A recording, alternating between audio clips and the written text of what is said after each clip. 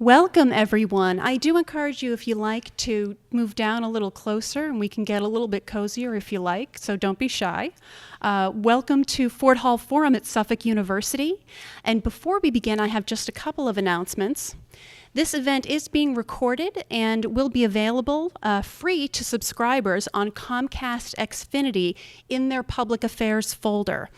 The forum will also post it in a few weeks on YouTube and iTunes University. The best thing for you to do if you'd like to see this on video is to subscribe to our YouTube channel to be alerted when it does post.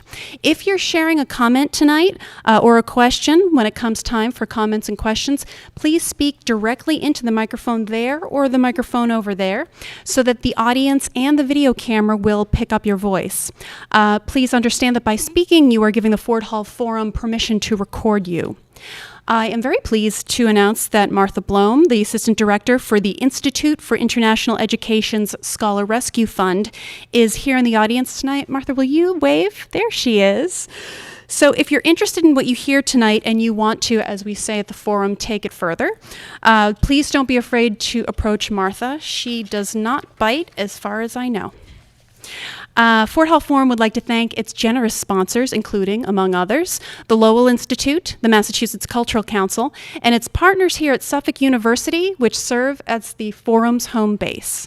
The forum also thanks its members whose generosity make free public forum events possible. If you're not a member yet, I encourage you to visit our information booth as you leave and pick up an envelope. I would like to introduce our moderator now for the evening, Nir Isakovitz. Isakovitz is an associate professor of philosophy here at Suffolk University, where he also co-founded and directs the graduate program in ethics and public policy. He received a PhD from Boston University and an LLB from the College of Management School of Law in Israel. He also is a senior fellow at the International Center for Conciliation, which uses divergent understandings of history as a tool in conflict resolution.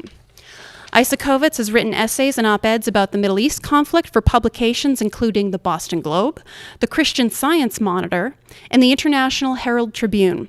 His first book is a philosophical account of political reconciliation entitled Sympathizing with the Enemy. His sophomore effort, supported by the National Endowment for Humanities, will be on truces and ceasefires. Please give a warm welcome to Nir Isakovitz.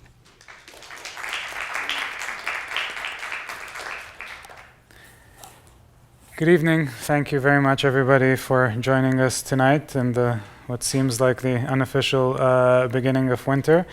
We'll begin by introducing our two speakers. On my right, Alemayehu Weldemariam has researched and published extensively on Ethiopian law, politics, national security, and foreign policy. And he's a visiting scholar here at Suffolk University and the Scholar Rescue Fund Fellow. And on my left, Mahboubeh Abbasgholizadeh. I have a very complicated last name myself, so I feel especially bad to do injustice to your last names.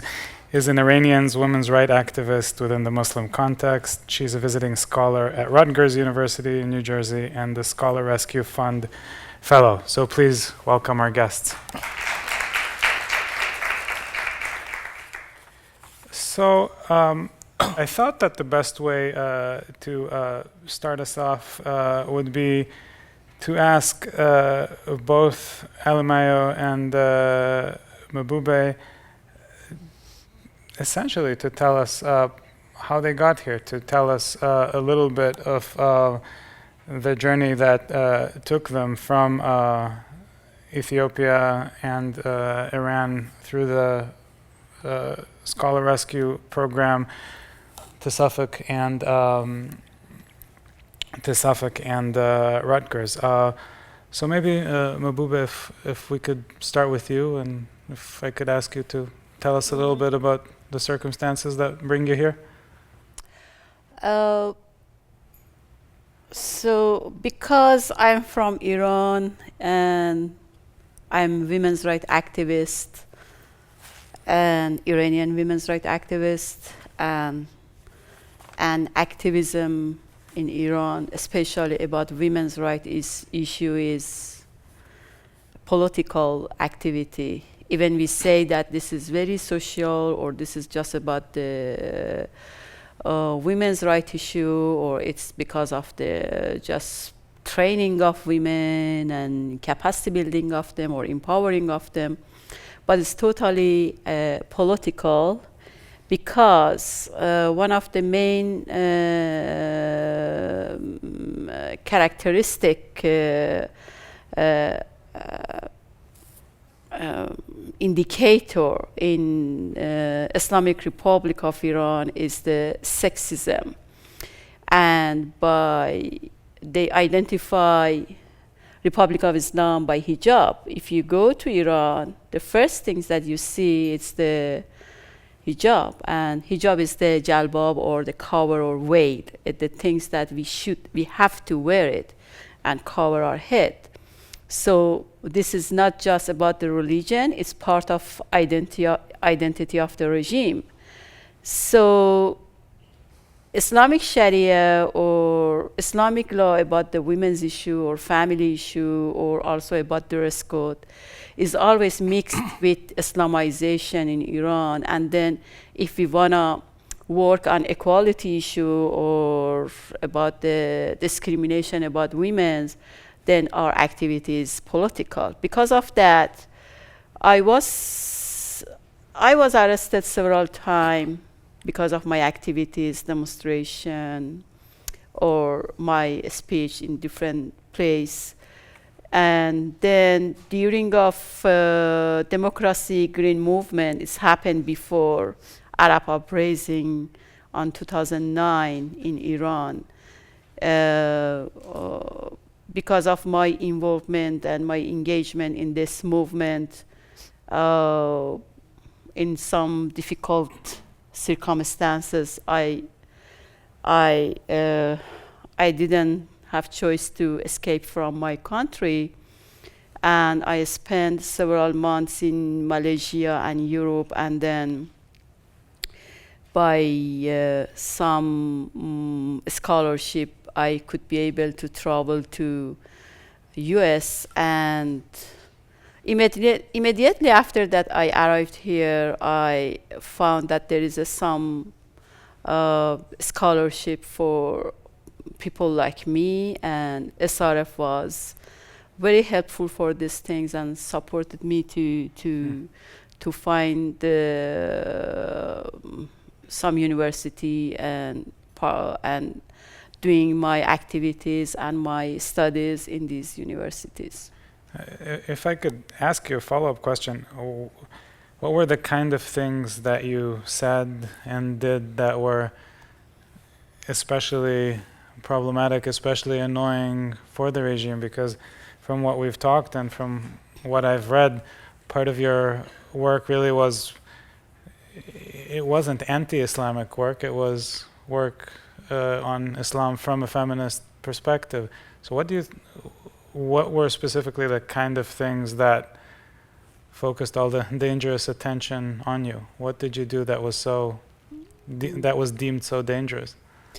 It's I had two parts in my life, in my intellectual life and in my activities. One part was when I involved in Islamic feminism, and second part was when I left that and I joined to secular type of feminism. But in the both time, regime was sensitive about our work.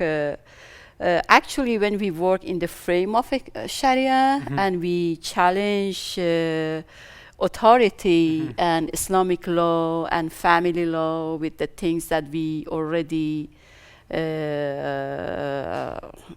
find in, for example, Sharia, Quran, or some other texts, then and we argue with clerics and with different decision maker in government or in judiciary system that this is not real Islam, like adultery, execution, like stoning, or like many other things.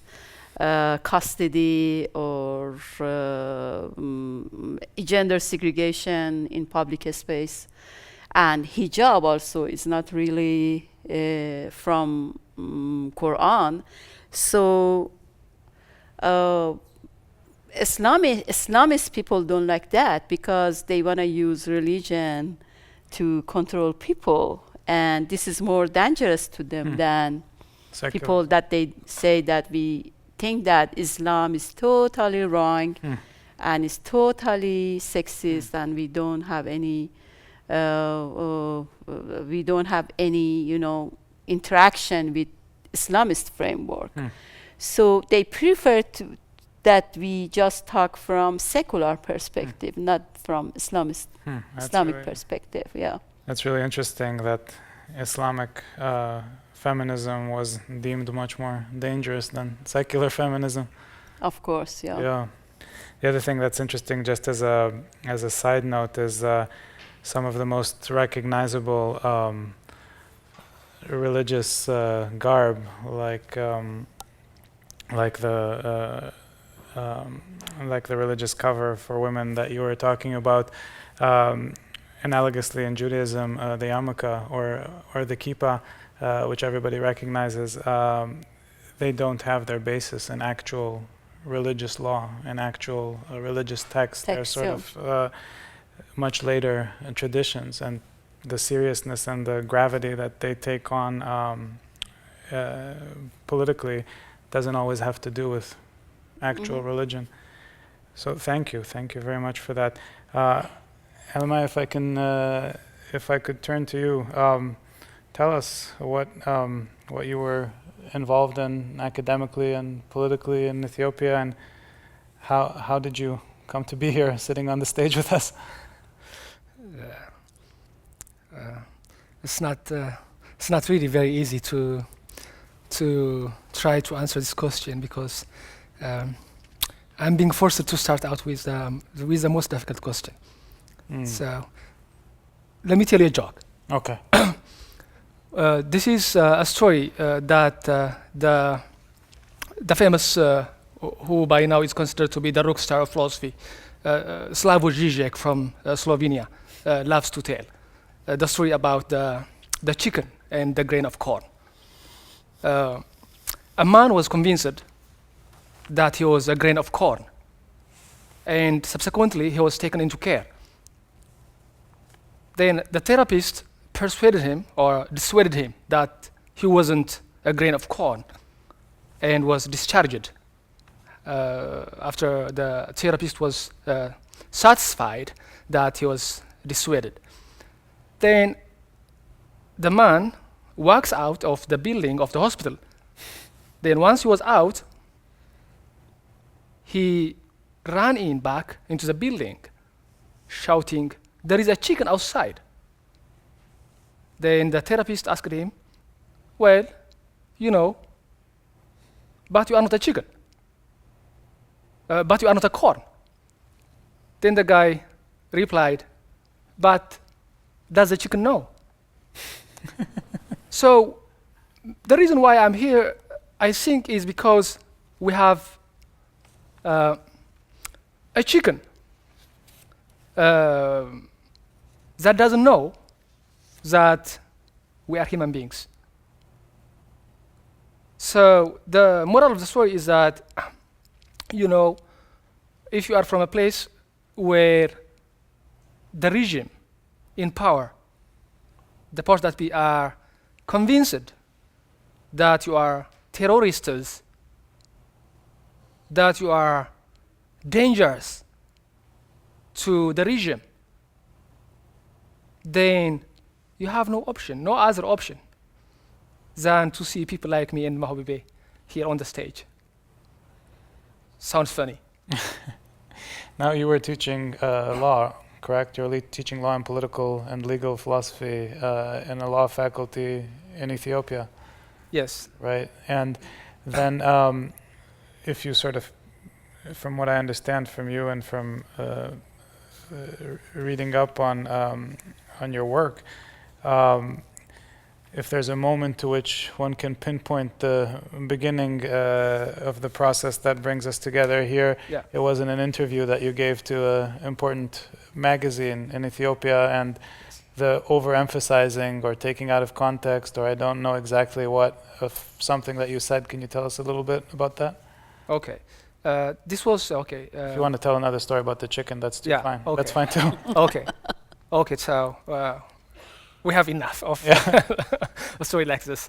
So right after my graduation with a law degree in Ethiopia, I started teaching in one of the law schools in the nation. It's called the Jimma University Law School, and sometime in 2008, I was interviewed, which became a feature story of the newspaper, which is not one of, just the largest newspaper in the nation in our language, in Amharic. So I was interviewed to talk about the political state of affairs, how the politics was faring in Ethiopia, especially after the third major competitive election in 2005. So then I started to, I started to kind of critically examine. You cannot help but criticize when you are examining things. So I was engaged in that business, and I said, I didn't mean it, I didn't intend it, but I said like something like, where do you see the political parties, the opposition parties, down the line? I don't see any future for the political parties because we have a repressive regime here, which doesn't measure up to the standards of democracy, which doesn't live up to the standards of political pluralism, So besides, on top of this is we have another problem that the political parties in Ethiopia, the opposition, are very fragmented. So there is no future for the political parties. So the only way I think to change the current regime is by force. So the only powerful people that I see is the army, and so unless the army stages a coup and removes these regimes, I don't see any way that the political opposition can be in power. Then immediately the people in power started to take this for an agitation, for a political speech intended to call the army to stage a coup, but it wasn't. It was just an exercise, an academic exercise in trying to understand things. I think that's the job of the scholar. So that's how it all started. Right. And being in my own position here in the middle, it reminds me of how grateful I am to have been placed in the circumstances where I was placed in, where I try to agitate 3 times a week to make my students look up from their iPads, and there's no risk.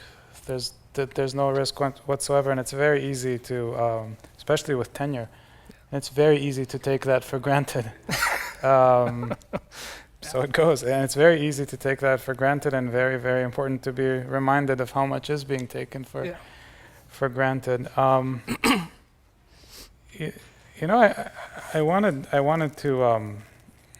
wanted to ask both of you.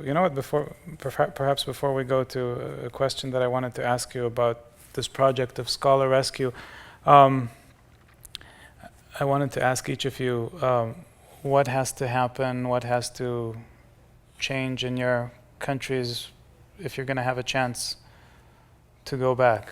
Mahboubeh, maybe I'll start with you. Are you any slightly more optimistic with the change in presidency in Iran recently? The things is we have Islamic constitution law, and with any reform or every kind of reform, still we are in framework of this constitutional law. There is a velayat faqih, supreme leader.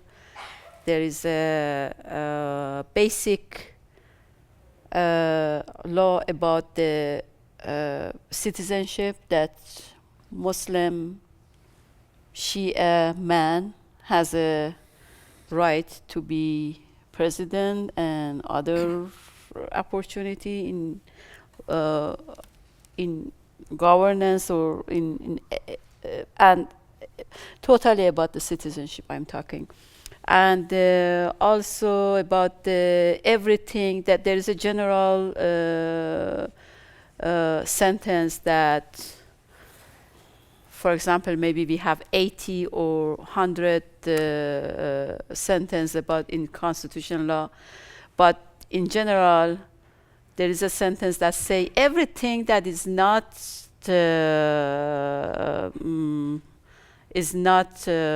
in framework of Islam and Sharia, we are not agree with that. And then we don't know what is it, you know? Mm-hmm. So because it's very general, and in constitutional law, we have many, many problems. Mm-hmm. So the real reformism in Iran is changing of constitutional law and update it based on issue that right now we have. And even we want to have Islamic regime or Republic of Islam. So many of activities that right now we are doing is based on reformism, but actually we are looking for some kind of transformation to, because for real women's rights issue, we need to change this constitutional law and transform it to the equal things. So the things that I think it should happen, it's about the some kind of referendum about the constitutional law. We thought that every reformism or every policy is not sustainable. Anyway, if you want to talk about the foreign policy or other things or what? No, I was. It's just I'm happy. Every Iranian are happy that when Rouhani came here, Obama and Rouhani, they talked by phone, and we really like to have peace and relationship with America, with Israel, with European country, with African, every place. We are not, aggressive people to want to fight with, and we don't like fighting. And also, but I'm thinking the things that could be very helpful for our people is, for people like me that we are here, is transforming of educational issue or about the achievement of academic things to our country. Because when we are outside, we are like a bridge, and we are not in context of Iran, we are not really in context of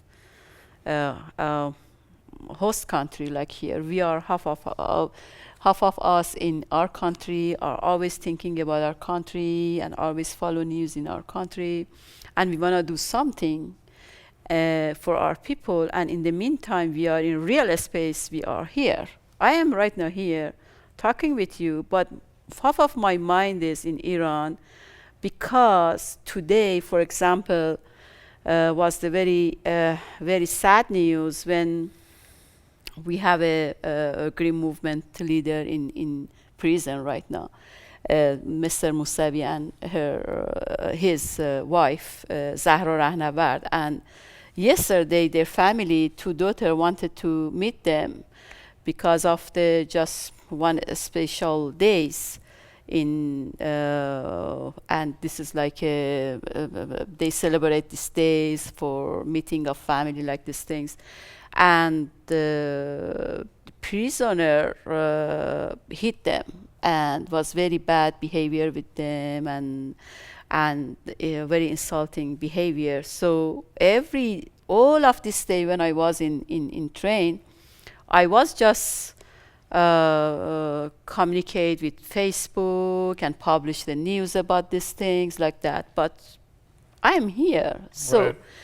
the issue is how always this is, I think for every the scholar like me, is the most important things is how we can transfer the things that we find in real space in here to our country. So always diaspora has very important role for you know, make up the gap between own country and between international or between other countries. And for me, facing with new theory here in women's studies department and in different seminar, it's very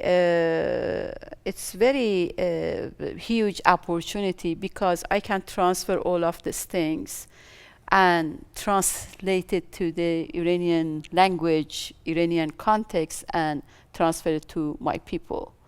This is, I think, the most important things that we are doing right now. Thank you. Alemayehu, what would it take for you to go back? Well,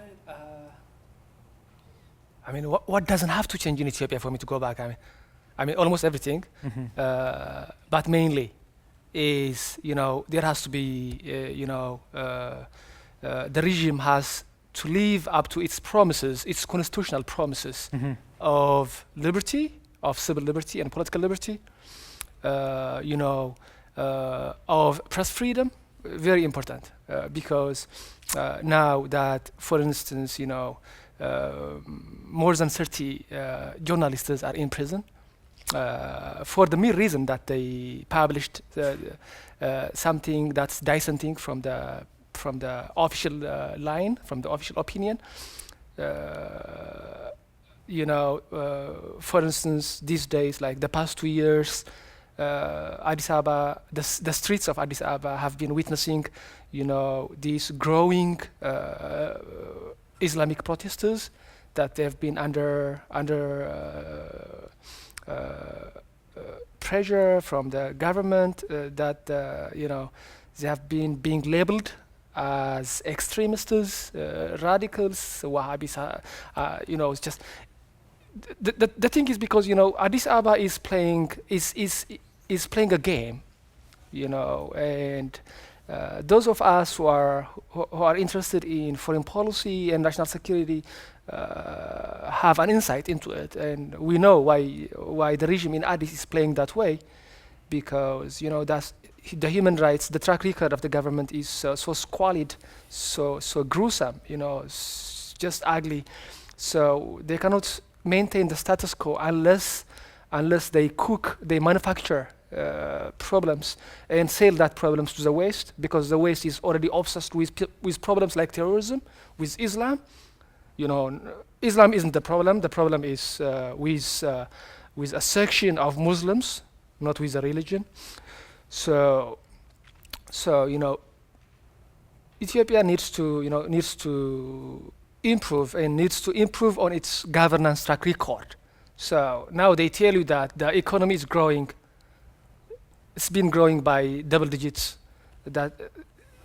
Well, I have no problem with the economy growing. I even agree that it's been growing, and they have done a wonderful job on that front. But on the political front, it's just tragic.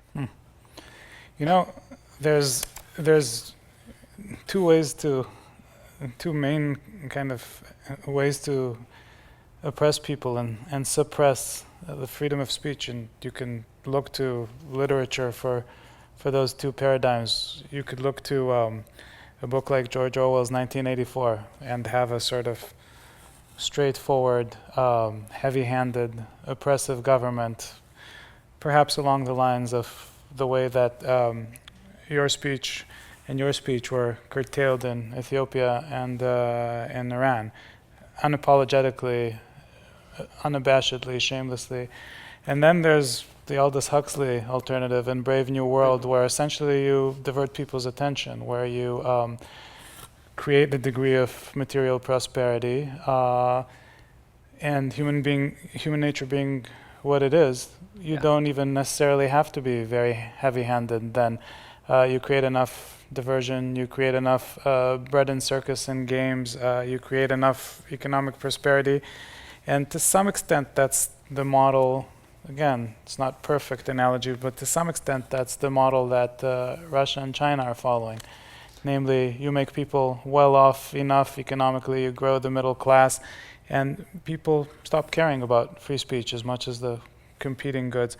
I wonder if you're worried that something like that might be the direction that Ethiopia and Iran would take, that the reform might be so much of a focus on economic growth, economic prosperity, perhaps the economic growth and prosperity that the new, more moderate Islamic regime in Iran will produce, that people will be bribed out of caring about politics. Is that a worry? Oh, what do you Mahboubeh? mean exactly? I think That essentially the focus of the new, more moderate regime would be to improve economic prosperity and to divert people's attention away from politics by doing that. Or is that happening already? I wish they can do something about economic things. In Iran, everything is, even sport is mixed with politics. Then and Iranian people are very, their mind always in politics.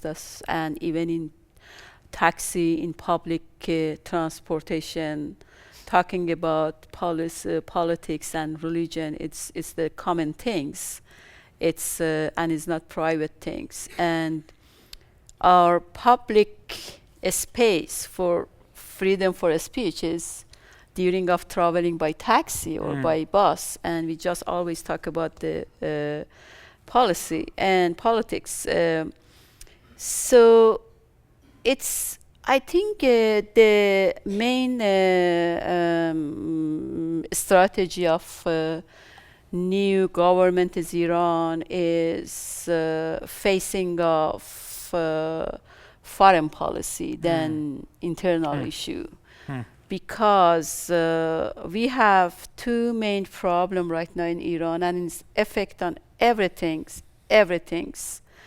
It's one of them is economic sanction, and another one is nuclear weapon and isolation of Iran in international level, and everyday crisis by that made by Ahmadinejad's government before. And because of sanction and because of sanction and very strong policy of the USA about the make every other day more limitation about economic things, corruption in Iran right now grow up because, and they like that. I think reactionary part of they are especially from revolutionary military. They love sanction because they can hide all of economic corruption behind of this, and they can make, and they right now they made a lot of money about that. And most victim of sanction are people. And many of, as a women's rights activist, I say many women, they lost their job, their education. Many of international Iranian students, they came back to their country, to Iran, because they couldn't have a tuition fee for their international universities, and it's affect a lot on education in Iran. And because, for example, in beginning of sanction, the currency of Iran was every 1,000 tuman was $1, and right now is every 3,000 tuman is $1, and right now, if it was 4,000 in $1, and for me, in my personal life, is effect. This is very simple. I have one of my daughter in Australia, another one in UK. They are studying, and me and their father, my ex-husband, he is in Iran, and he tried also to help them for tuition fee, and we participatory try to support our kids. But after sanction, he couldn't. He said that I give up because we don't have any economy, we don't have business, and then he couldn't send this money like a pound or dollar because of the increasing of the price of currency in Iran. So it's forced on me, and it's forced on my life and forced of my life of my kids, because one of them in UK, she left the university. She applied because she didn't have a status, she applied for asylum. It means that she couldn't come back to Iran. So this is just one example that how one family, even outside of Iran, they suffer from sanction, and many people in village, they had bad influence. So I hope all of us say we don't want right now democracy. We don't want freedom for speech. We don't want to come outside from political prison. We support Rouhani for what? Not because of democracy. Just because we didn't have more sanction and war. We know that he doesn't have capacity for democracy in Iran. But just at least we can survive ourselves, and we can have minimum freedom as a just normal human, not like and talking about democracy, freedom for speech, this kind of things in Iranian situation right now is a little bit luxury. Right. I went to just one more sentence. I don't support anymore. I'm not political person. I'm very, my work is in women's issue. But during of election, I was in one TV debate, and they asked me if you are supporting Rouhani, new president, and it was during of election. Everybody was talking about the voting of this.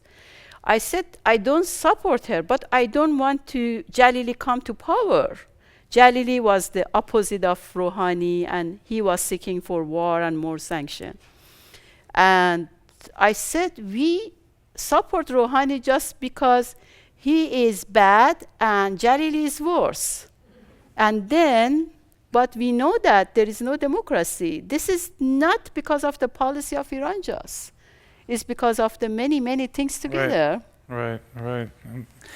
Alemayehu, I want to give you a chance to answer the same question before we open it up for discussion. Just like, yes, I mean, the point that you made about between Huxley's Brave New World and Orwell's 1984 is like, there is this huge debate going on in Ethiopia today about whether it's the choice between whether it's between democracy and development. But I say the issue itself is wrongly framed. It's a false choice that you are being given. I mean, when you are coffee, if you are being served, when you are asking for coffee, you are being served like tea, or coffee with creams. You are not being served with coffee. You know, you are being served with something else. There is this joke that Slavoj Žižek makes about this Polish joke about a customer walks into a store and asks, "You probably don't have butter, do you?" And the store keeper replies, "We are not the store that doesn't have butter. We are the store that doesn't have toilet paper, and the store that doesn't have butter is across the street."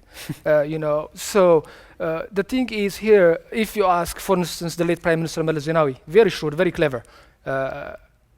If you ask him, if a journalist asks him, okay, you don't have democracy in this land, in this nation. He would we are not a nation that doesn't have democracy. We are a nation that doesn't have enough development to feed our people and kind of things. The nation that doesn't have democracy is Eritrea, not Ethiopia. So,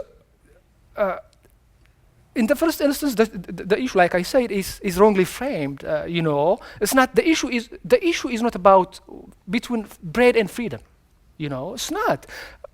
You can have both at a time. You can have both simultaneously. So, Yeah, absolutely, you can have both. I guess the fear is that when you actually do have bread, it's easier, much easier to take away people's freedom because they don't care as much. Yeah. There's not as much incentive to even notice.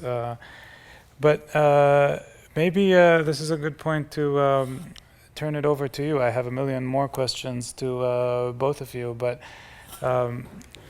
So many of you made the effort to come out, and we'd like to hear from you, sir. If you could just introduce yourself briefly. Well, my name is Richie, and Mahboubeh. Do I have that right? I'd like to ask you this question. You have acknowledged, I've seen in your writings, and that in the 70s, Marxism was a major influence in the uprising, the revolution. Were you ever seduced by Marxism? Do you have any Marxist views today? Marxist today? Yeah. We have different type of left group inside of Iran, but I'm not sure that they identify themselves especially by Marxist, but still this is live in Iran, in between of youth. But they have different type of the ideology because many right now philosophies and theories came after that, but it's generally it's still alive in Iran. But you never attached yourself to those Marxist ideas? Never have? Sorry? You were never a proponent of Marxism? I? Yeah. Attack them or what? Support them? Either back then or now? Oh, I support them, you say? You mean that? Do you have any Marxist ideas? Do you support any of the ideas of Marxism? Me? Yes. I love many things, but I'm not ideologist. You're not political? I am, no. I don't, our experience from during 30 years is because we suffered from different labels like Islamism, Marxism, like liberalism, nationalism, these things. We don't like ism anymore, but we like good things. Are things worse or better now than under the Shah, in your view? Right now? Yeah. No. No what? It's not better. Worse. Words? It's worse now than under the Shah. Things in Iranian freedom situation, in Iran. you say? Iran's situation is right now is better than before? Is it better or worse than under the Shah? It is worse. Worse. Yeah. Okay. Now on the sanctions. I'm going to give somebody else a chance and circle back to you if you don't mind. If once we complete a cycle, so if you could keep your question in mind. Other thoughts, other questions? Yes, sir. If you could get up and introduce yourself. I think we can hear you. It's a small enough place. Just speak up loudly. Okay. Oh, microphone. Okay.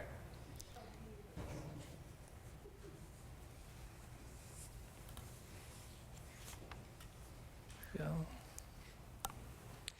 My name is Mahdi. I have actually a comment about your first question about the Iran's situation after the recently election. I should say Iran is under a cope dictate after 2009. There is not any change. There is not any hope to finding a solution to this complicated situation. The last election was, I think, a trick, a political trick, to show off that something is changing because of their foreign policy plan, not inside.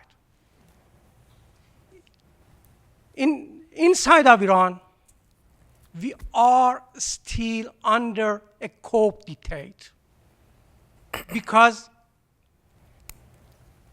many people are still in prisons. Many leaders are in prisons and are under tortures.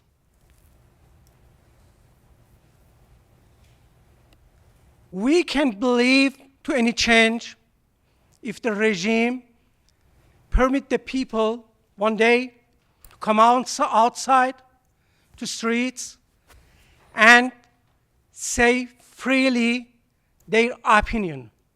But there is not any proper situation in Iran still. Thank you. Thank you, Mahdi. Other questions, other comments?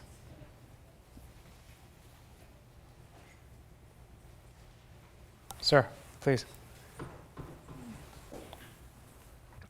Hi, my name is David, and I just had a question about what you had said earlier, just talking a bit about freedom of speech and just sort of what you mentioned about the role of, democracy. You said specifically along the lines of in Ethiopia, you have some kind of democratic system, but it just doesn't work.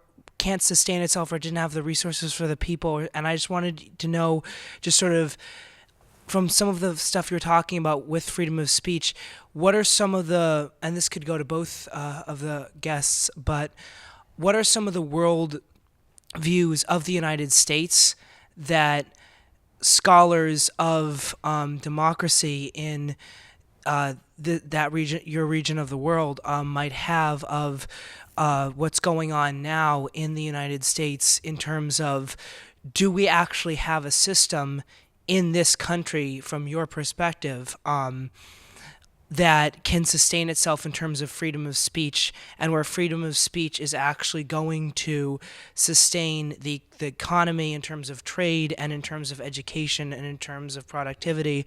Or essentially, are we moving in a direction where we're going to find where freedom of speech is actually counterintuitive, and the only way for us to compete is to change over to sort of what you were talking about before with Russia and China focusing on competition and less on civil liberties? So, Thank you, David. If I could just recap the question, the core of the question to our guests seems to be coming from a context where freedom of speech was challenged, being here because your freedom of speech was curtailed as severely as it was. What's your view of the American version of freedom of speech, and how sustainable is it in an environment of global competition where not everybody adheres to the principle? Is that fair, David? that is absolutely what I was asking. Okay.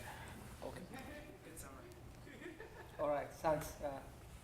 A great question, but I'm not sure if I have a great answer. This is a great question.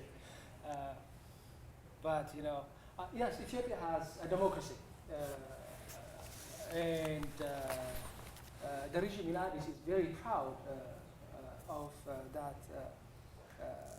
But the thing is, what they have is a democracy in paper, not a democracy in practice. So people like me, what people like me ask of the region in Addis is for the region to live up to its promises, to start to implement the constitution. I mean, I don't have anything against the constitution, okay? That constitution for me is like, it's as great as the United States Constitution is. And, reading the Ethiopian constitution, just reminds you of just maybe, it's just a copy of the Constitution of the United States.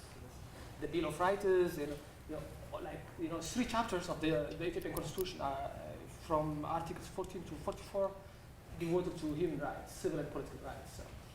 But the thing now is that where are the rights now? That's the question. But Alemayehu, if I could press you with David's question and in David's name, do you have any concerns for freedom of speech here, as you see it from from the outside? In the United States. Yeah. Well, I mean, being Ethiopian. Yeah. For instance, I am in this fortunate and sometimes unfortunate position of teaching American kids, being Ethiopian. So I'm teaching political theory, I teach political philosophy at the Department of Government, and makes me feel uncomfortable to pass judgments about American politics because I think that's unfair to pass a judgment for me. While I'm, it's just like trying to pass the prejudices to your students. So when I can, I try to avoid this question. Yeah. But for instance, but you can't. So don't avoid it. For instance, the past 2 weeks, what we have in this nation, is just you can't avoid it. That's what you confront every day, every morning, in the papers. And I walked into class and I asked them. I was teaching Plato, and I was teaching Plato the Republic, and I asked them, what do you feel about the shutdown? But I don't want to say anything about that. But I just wanted to hear their stories. And most people told me, most students said they are shocked, that they are very frustrated about where this nation is heading, kind of things, So then I made a joke, one thing that you learn from this is that it gives you a better reason that you should learn. A better reason why you should learn government at an American university, that the federal government is shut down. Mahboubeh. If anything. Thank you, Alemayehu. Mahboubeh, as you travel around and as you spend time in Rutgers, and for a moment, not in comparison with Iran, which seems like an unuseful comparison, but just as a guest, as a very intelligent, very cultured observer of the local scene here, is freedom of speech in the United States everything that it's cracked up to be?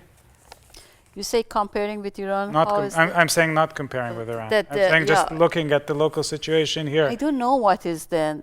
Freedom for speech is expressing of ourselves. We have very cultural difference, so that I can say legally there is in America I feel that there is real freedom for speech, because when I follow debates in TV, they talk about everything, and people talk also. But I think there is some invisible rules relation between people. For example, what? For example, I think maybe because of capitalism here, it's the force of capitalism is more than other things. Then it has own culture, and culture of the capitalism is performance. And sometimes I feel that there is two performance thing. Something is not real, but we perform that this is we say that we what is important that this happened. For example, always I say, how are you? And I didn't hear one time even say, I'm not bad. You need some Israeli friends. Always they say, I'm okay, I am good, I am perfect. So from this you can see that there is some, maybe, the other things is because there is a many, also individualism or many things is very private. So people have they have border between their private things and between social things. Then if they are sad, they don't want to say, I'm not okay. They want to say, I am okay because this good culture, because they want to make energy, they want to, you know. So sometime, so that's not illegal, but a cultural barrier to it's actual indicator of the in the political indicator. You have freedom for speech. Yeah, and I love that. But in my culture, if I want to compare, it's sometimes people are not very relaxed to express themselves because of maybe privacy or other things. It's many, you know, So politics isn't the only thing that determines what people actually speaks. What people actually speak. No, it's not just that. It's about the, I think, cultural system and economic system also affect on that. Fair enough. Fair enough. That's a really good point. Further observations, further comments, further questions from our audience members? Just 1 second. Just want to follow up on the... No, the lady there has a question. She hasn't said I love to anything yet. continue then after. We still have time, sir. Don't Yeah. worry. I promise. Yes, ma'am. It sounds like neither of you felt that you were making political statements for which you'd be persecuted at the beginning. Did you feel there was a line that was going to be crossed that you hadn't reached, or were you surprised that there was any line at all that was going to cause you to need to flee, essentially? It's for both of you. For me or for Both of you. Okay. Do you want me to start? No, please. Okay. Thank you. Well, you know, you see the strange thing about Ethiopia, about present-day Ethiopia. Maybe the most ironic thing about present-day Ethiopia is that, you know, Ethiopia, since this region, you know, replaced the communist military region in 1991. You know, unfortunately, that was like, you know, not very far away from the demise of the Cold War of the Soviet Union. So the environment, the climate was such that people were hoping, you know, if they weren't hoping against hope, that there would be, that freedom would reign in this nation, in this great land, in this ancient civilization, you know. But unfortunately, things turned out, you know, for worse. And you see, so the difference between this regime and the past regime is that in the past there was a clear line, there was a red line that you don't even dare, that you don't even think of crossing. But here you have a constitution, you have Bill of Rights, you have, you know, so you are told to have anything that the Western nations have. So you try to write, you try to speak, and you never know what's going to happen until it actually happens to you. Okay, so it's even more tragic, I would say. No, for you to be in this position, not to be able to foresee what consequences your actions will have. You know. And just to actually comment on that from my own research, that's really typical of countries in transition, that the norms are not clear, and it takes, you know, from the transition from a wonderful paper constitution to a living constitution often takes a century. God knows it's taken more than a century for this country. Mahboubeh. So I really didn't get what is the question exactly. Was there a clear red line, as it were, about what to say and what not to say that you knew consciously you were crossing, or did you only find out afterwards that you said something that you weren't supposed to say? Here, you are talking No, about in Iran. in Iran. In Iran. Did you know that you were going to get in trouble when you did some of the things that you did? No, we know that because it's very clear in everybody knows in Iran that what is the red line, and red line is not about just political things. Many religious things can be political. And for example, everybody knows if we talk about the supreme leader, we don't have to talk about him, or we couldn't criticize Islam or Quran. We should say clerics make mistake, not Islam make mistake. If you remember Salman Rushdie's case, he just had a just novel, not more than that. But right now he's not free to go outside until now, because of the fatwa. freedom for speech. Yeah. So I'm saying that, when I wanted to start my activity, my action in women's movement, I knew that we are crossing the board and red line, but we were ready to pay the price of that. And in Iran, the activism or even research, writing, publishing, it's everybody knows that this is red light. This is red line. These keywords are forbidden, but they use it.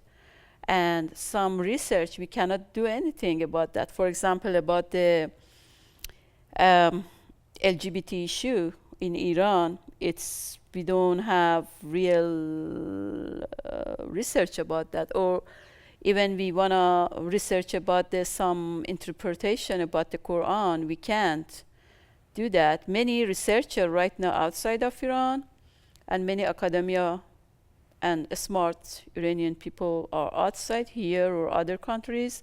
They are continuing their research outside. So if you want to come back to the Iranian library in Farsi, you cannot find the same book that, for example, Iranian professor in America published it.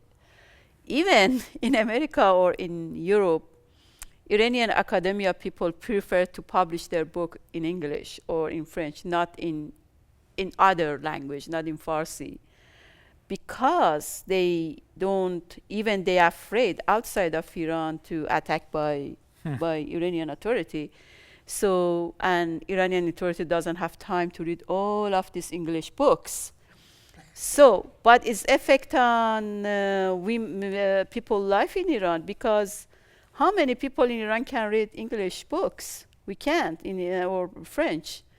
So we have very limitation in English, in Farsi resource, Persian resource. But anyway, everybody knows what is the red line, but we are ready to cross that. And we pay this for us, Right. always. Right. And there's more, it seems like, because the regime in which you got in trouble wasn't really a regime in a state of transition. It was a consolidated regime that was in place for a while, and the norms, even if they were bad norms, they were more clear in a way than the Ethiopian ones. Yeah. Other questions? Yes, ma'am.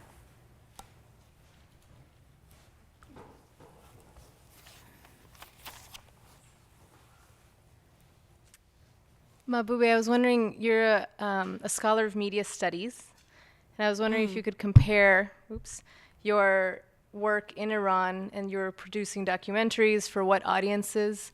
How are you getting that information out then?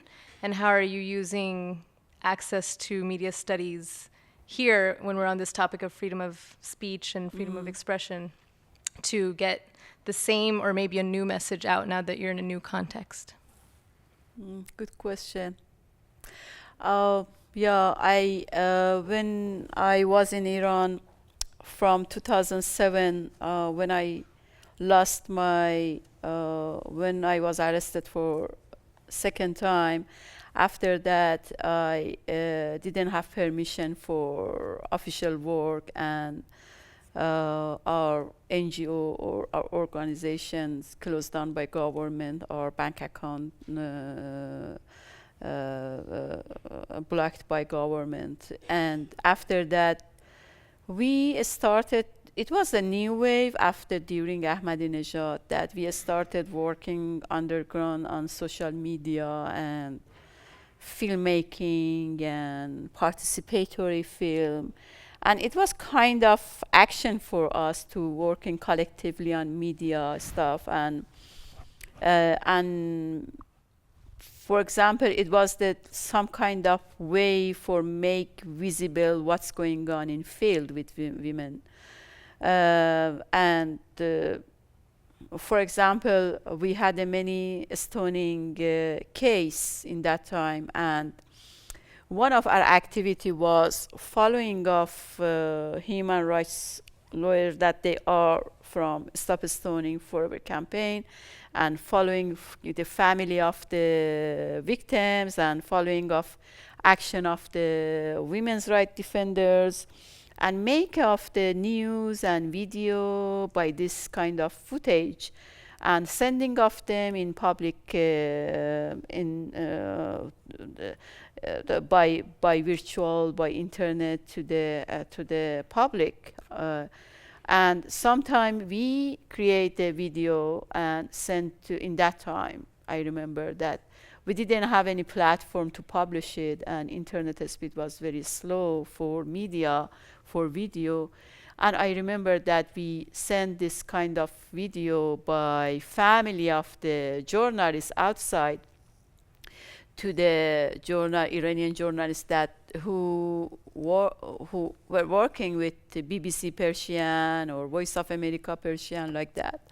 So it was on direct, like a sending of video outside.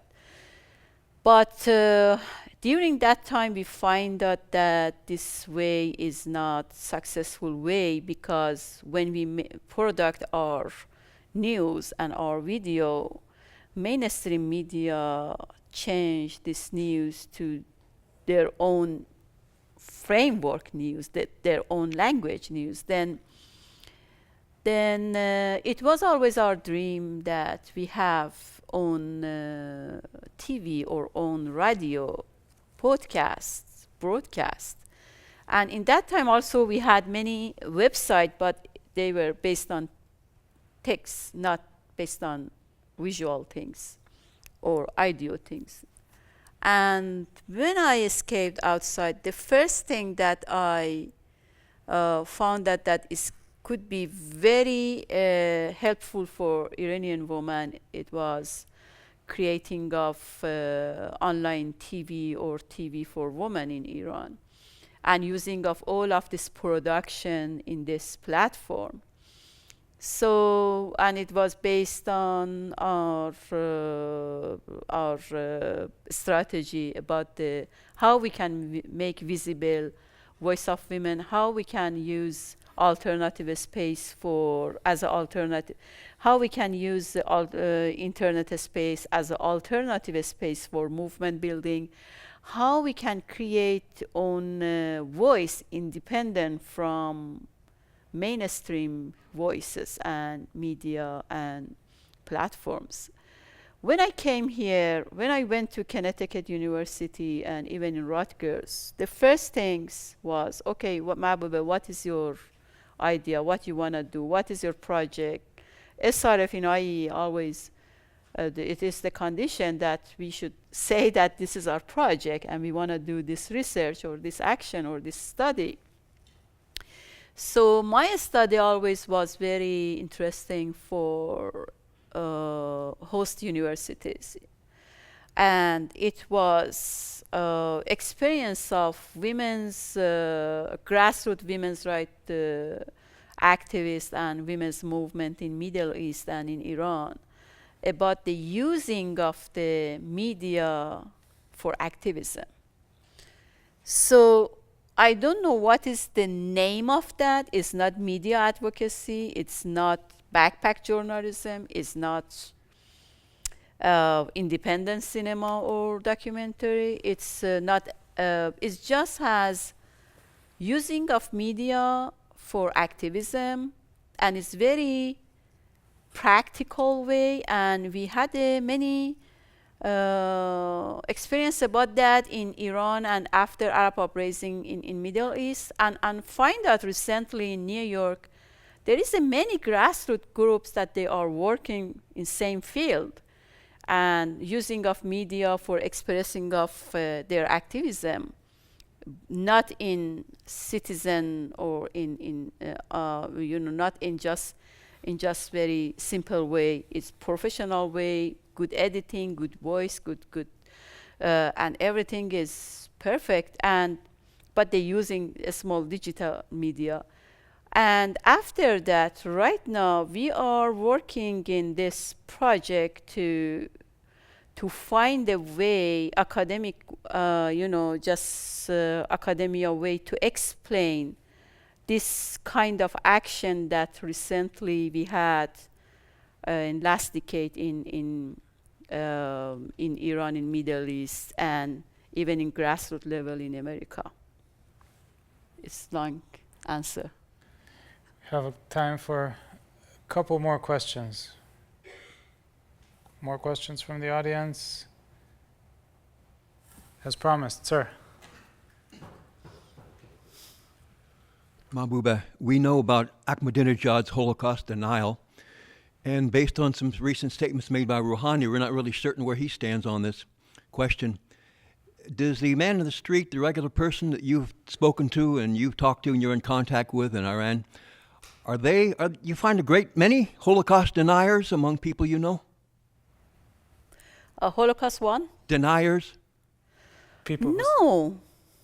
Or is Of Ahmadinejad and his course not. type just a couple of crackpots? No, it was just propaganda by Ahmadinejad. We know that it's happened. We know what is it. And there is a many resource because activists, people like me, when Ahmadinejad started to talk about this issue, we said, no, this is not, it's happened in Germany, and there is a many case for that, many story for that. And this is the same things that happen sometime in Iran in prisons. And so it just was propaganda by reactionary regime. It's not related to culture of people. So you don't get into trouble for asserting the truth of the Holocaust? It's not one of the, because we were talking about the red red lines. It's not red line in Iran. Holocaust is, talking about Holocaust and Ahmadinejad is joke in Iran. And everybody talk in taxi and in metro about that, and even in media. It's not one of the strategic point of Iranian regime. It's just, it's just a propaganda by Ahmadinejad and also some mainstream media like to just highlight these things, but it's not real issue in Iran. We always can talk and criticize this issue. Sir, the young lady behind you has a question. We can follow up if we have time or after the talk. Yes, ma'am. Hi, my name is Talia. I was just wondering how you came to be involved with the Scholars Rescue Fund. I was just reading through the pamphlet here, and it says that you can refer a scholar. Did you get involved in that way, or was it part of your academic studies, or? The way that... How did you find out about the Scholar Fund? How did you get in touch with them? How did it practically work that they gave you the refuge that they gave you? I really didn't find them. They have very good networks with other organizations because it's this, and this is the things that I admire them here in America, because you have kind of human rights education or like a It's not about even, it's about the rights for education, even people that they are exiled. And so there is a, I think Martha can explain better than me about that, but for me, by network that I was in there, by human rights network that I was in there, there is some networks that they are working on supporting of people like me, and some organization like SRF, or they work on education and award for this kind of people like me. Then they just connected with each other, and just I got email from them that if you like, you can apply, and you can this is the project that, and then different condition that they had, and in that time I was very new here. I didn't know how I deal with these things, and even other support organization for scholars, they helped me to develop my project and sent them. And so I think they have very good system to find people that they are really needs to have a scholarship and award for this kind of things. But actually they have very open and transparent system, and everybody can go and apply from different countries and fill the form, and they have process for that. Alemayehu, what was your experience? Mine, I think, is a little bit different because I didn't apply directly to SRF. I applied to a similar institution at NYU, and finally I knew that SRF wanted to help me out, and I'm happy with SRF. Yeah. Maybe one last question for me to both of you. Take the moderator's prerogative and ask you a slightly provocative question. So the bringing of scholars through the Rescue Fund, the provision of an academic home, at least for a while, it's a pretty expensive proposition. And my question is, why a Scholars Rescue Fund? Why rescue, as it were, people of ideas and artists and activists like yourself, Mahboubeh, rather than an entrepreneur rescue fund, or people who are economically important? Why is it that we're rescuing scholars? Auden has this wonderful poem that he wrote in Yeats's memory, and he writes that poetry makes nothing happen, right? You guys aren't doing poetry, but what you're doing, does that make anything happen? Is it worth rescuing? A tall order. That's a big question. Well, you know, I mean, this is the United States. So it wouldn't be a far-fetched idea to talk about scholars who immigration, things like that. So this is the land of immigrants, I would say, the new world. Whoever discovered the new world. So anyway, so for instance, I mean, this was the first time that scholars came to the United States. Maybe the first time that scholars came to the United States, the exodus was started right after, maybe in the middle of the Second World War.